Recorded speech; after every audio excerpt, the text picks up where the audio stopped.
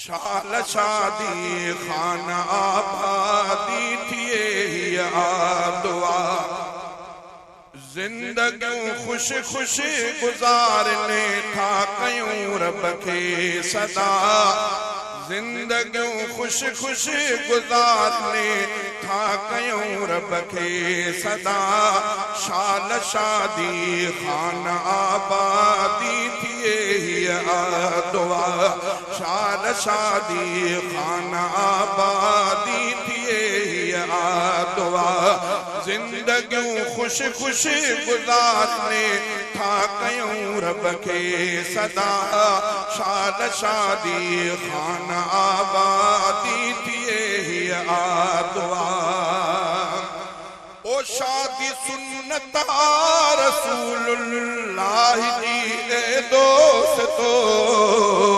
सोहणे रसूल जी दोस्तो शादियाने बरकतूं थी घर थिए आबाद थो घर थिए आबाद थो घोट जे घर में खुशन जा था बरन सोहना दिया घोट जे घर में खुशन जा था बरन सोहना दिया शाल शादी खाना आबादी थिए हिया दुआ जिंदगियों खुश खुश गुजारन था कयूं रब के सदा शाल शादी खाना आबादी थिए हिया दुआ ओ ठाल बेशक आ गुनाह ने खां अदा शादी करण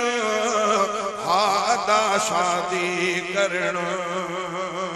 शादी रोके थी गुनाह ने खां इहो सचवा चवण हा इहो सचवा चवण शादी रहमत शादी बरकत शादी बजियाता शादी रहमत शादी बरकत शादी बजियाता शाल शादी खाना आबादी थिए हिया दुआ जिंदगियों खुश खुश गुजारन था कयूं रब के सदा शाल शादी खाना आबादी थिए हिया दुआ ओ भागवारन जाहि रिश्ता ठहंदा आहिन अर्श ते ठहंदा आहिन अर्श ते कोई शादी अवार रंग में मिलंदा आहिन फर्श ते मिलंदा आहिन फर्श ते कंहिंजे वस में नाहे बेशक जोड़ जोड़िया खुदा कंहिंजे वस में नाहे बेशक जोड़ जोड़िया खुदा शाल शादी खाना आबादी थिए हिया दुआ जिंदगियों खुश खुश गुजारन था कयूं रब के सदा शाल शादी खाना आबादी थिए हिया दुआ जिन जो भी बचड़ो प्यारो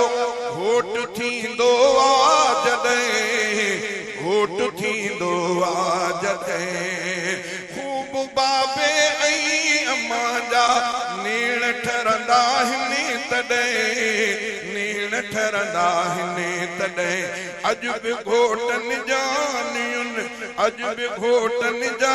जीअं पीउ माउ आहिनि ख़ुशि थिया अॼु बि घोटनि जा जीअं पीउ माउ आहिनि ख़ुशि थिया शाल शादी खाना आबादी थिए हिया दुआ जिंदगियों खुश खुश गुजारन था कयूं रब के सदा शाल शादी खाना आबादी थिए हिया दुआ अॼु बि शहज़ादा हिते ही घोट बणिजी हिने पिया घोट बणिजी हिने पिया मोहतरम मोहम्मद आलम जा घोट टे नीगर थिया घोट टे नींगर थिया बादशाह दी अखानिए अल्लाह घोटन खे बचा बादशाह दी अखानिए अल्लाह घोटन खे बचा शाल शादी खान आबादी थिए दुआ जिंदगियों खुश खुश गुजारने था कयूं रब के सदा शाद शादी खान आबादी थिए दुआ।